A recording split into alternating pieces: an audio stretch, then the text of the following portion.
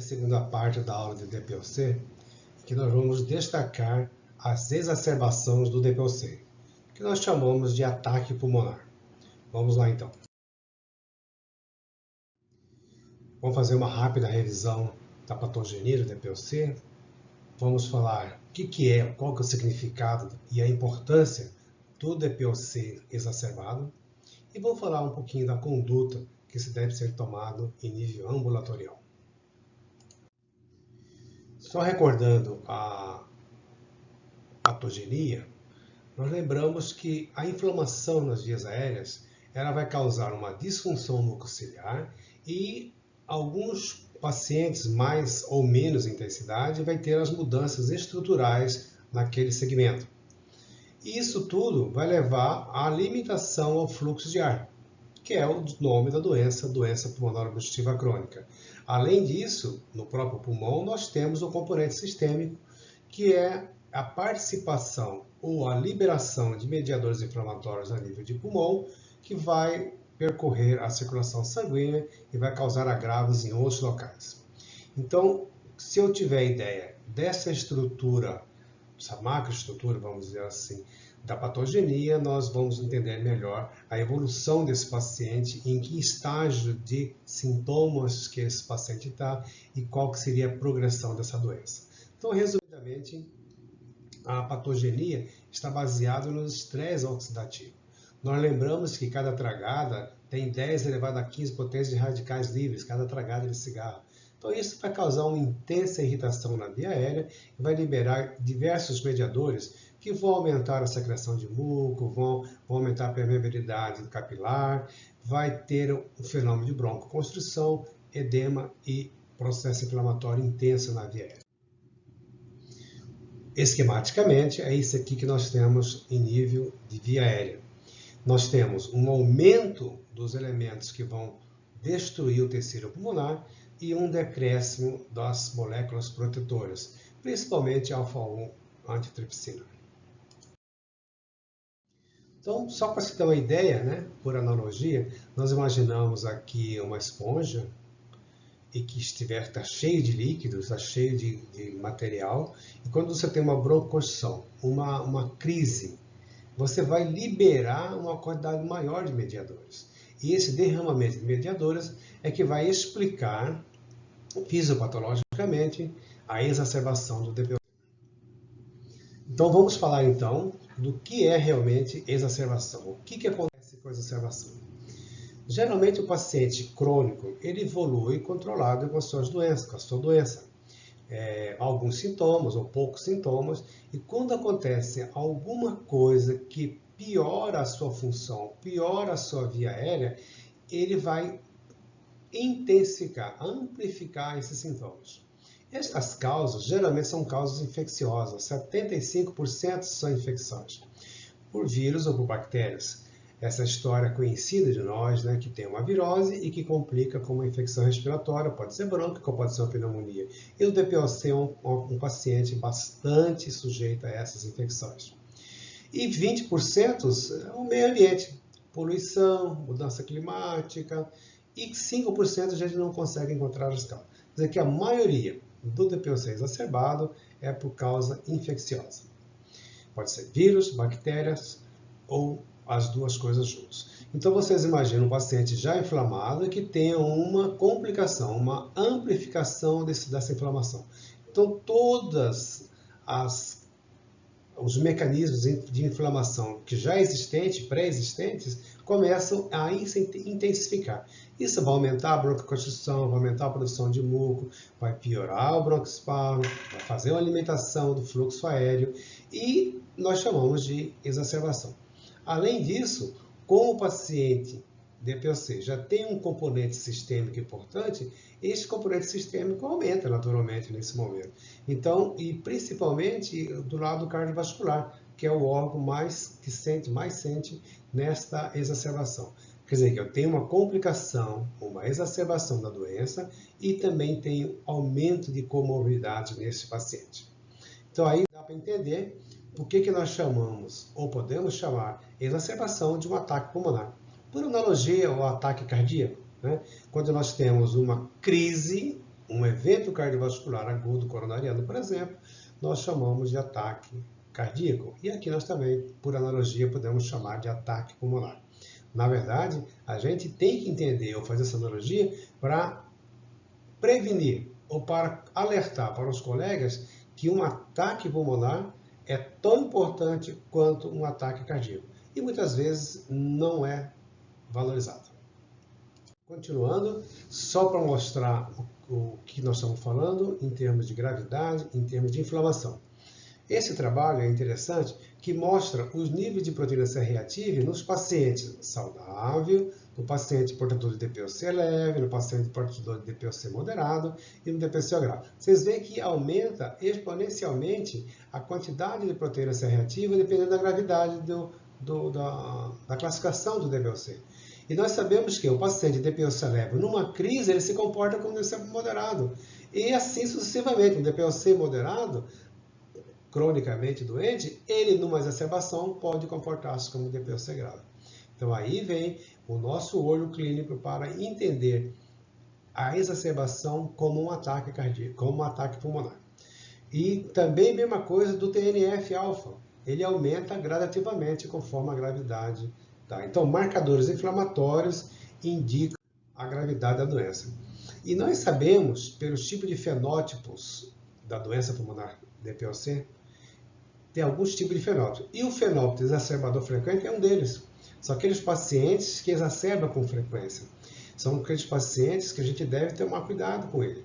Porque a exacerbação sucessiva, ele aumenta a chance de complicação. Por exemplo, a mortalidade do paciente que tem uma exacerbação frequente, ele aumenta gradativamente.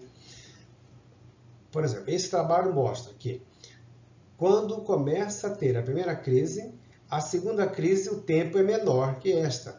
E assim sucessivamente. Quer dizer, cada crise de exacerbação piora em termos de tempo para ter a segunda, a terceira e a quarta. E nós sabemos que a piora da qualidade de vida, a piora dos sintomas, a piora da função pulmonar e o risco de mortalidade aumenta conforme o número de exacerbações. Então, a exacerbação deve ser vista como um sinal de alerta, um sinal de gravidade, e tomar mais cuidado e prestar mais atenção nesses pacientes com DPOC. Então, o que nós imaginamos, o que poderia acontecer numa exacerbação da DPOC? Nós sabemos que a exacerbação aumenta a inflamação nas vias aéreas e tem uma inflamação sistêmica amplificada e todas as comorbidades existentes passam a ter um aumento de frequência e de gravidade. Lembrar que, quando nós trabalhamos com mortalidade, como nós já falamos, a mortalidade de um paciente que tem um DPOC, uma crise de exacerbação de DPOC atendido numa emergência, no pronto-socorro, nós temos em 30 dias a mortalidade é 5%. Mas olha aqui, em um ano, 23% desses pacientes já foram óbito. E 2 anos, 32%. Por exemplo, para fazer uma analogia com um ataque cardíaco, uma doença coronariana aguda, qual seria o percentual de mortalidade? A mortalidade é maior ou menor? Esta é a dúvida que nós temos. Olha aqui, 11% somente não, né? A gente não pode falar isso. 11% falece contra 23%. Quer dizer, um ataque pulmonar mata mais do que um ataque cardíaco. E, às vezes, o ataque pulmonar não é valorizado como se deveria valorizar. Então, fazendo essa analogia, comparando DPOC com coronariopatia, nós sabemos que tem algumas manifestações sistêmicas, com PCR elevado no DPOC, é a mesma coisa que acontece na coronariopatia. Quando nós temos chamando de exacerbação, e aqui nós podemos chamar de infarto agudo de miocárdio. Aqui nós chamamos de ataque pulmonar, aqui tem um ataque cardíaco. O mais importante é a prevenção do DPOC, atividade física, cessação do tabagismo, o tratamento do tabagismo, e não termos nenhuma medicação que poderíamos dizer assim, controladoras dessa exacerbação. Ao contrário, na coronariopatia, nós temos as estatinas. Quer dizer, que está faltando algum tipo de estatina para o nosso pulmão. Então, vamos falar agora da conduta. como é que nós já identificamos, nós já sabemos da importância, sabemos o que poderia acontecer com os pacientes, qual que seria a nossa conduta frente a um paciente com EDOC exacerbado ou um ataque pulmonar. Então, nós sempre temos que ter em mente que os objetivos do tratamento sempre será reduzir os sintomas e reduzir risco futuro. Isso para qualquer doença, né? Então, para reduzir os sintomas, melhoria da dispneia, melhora a capacidade de exercício, melhora a qualidade de vida. E o risco futuro é a redução da queda da função pulmonar, redução da exacerbação e redução da mortalidade. Então, vamos imaginar um paciente que chega num pronto atendimento ou numa UPA, que eu tenho que fazer? Primeira coisa é ver como é que está essa troca gasosa dele. Medir a saturação de oxigênio com oxímetro ou mesmo, se for possível, uma gasometria arterial. A maioria das vezes a oximetria já resolve. Uma radiografia de tórax seria interessante pedir, solicitar numa emergência dessa ou numa urgência, para escolher outro diagnóstico, uma pneumonia, um pneumotórax, uma embolia pulmonar, um tumor de pulmão, etc. Um eletrocardiograma para avaliar a função miocárdica desse paciente, porque nós sabemos que o paciente de POC tem muito distúrbio cardíaco, principalmente doenças coronarianas. Então, é bom fazer um eletrocardiograma, arritmias principalmente. Um hemograma para ver se tem um hemograma infeccioso ou não. Uma bioquímica sanguínea básica, função renal, eletrólitos e a glicemia.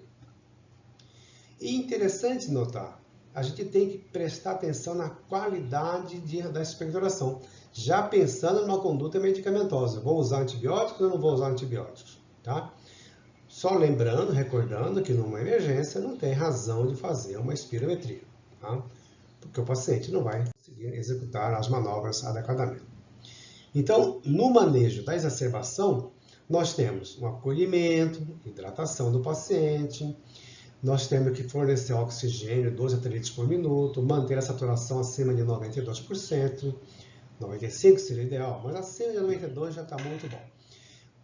Um broncodilatador de curta duração, ação rápida, é um SABA ou um LABA. Nós temos que fazer broncodilatador, porque é a pedra angular do tratamento do DPOC. E usar corticosteroides sistêmicos na dose equivalente, ou o próprio prednisona, 40 mg por 5 dias. E antibióticos? Nós usamos ou não usamos? 75% é de causa infecciosa, mas tem uma parcela importante que é viral. Qual seriam as características que nos daria segurança do uso do antibiótico? Bom, nós temos 3 sintomas cardinais, que são importantes para você avaliar se vai usar ou não antibiótico nessa exacerbação. Um aumento da dispneia, que é um sintoma predominante no DPOC. Aumento do volume da expectoração e da purulência dessa expectoração. Quer dizer, ele relatava tosse com expectoração amarelada.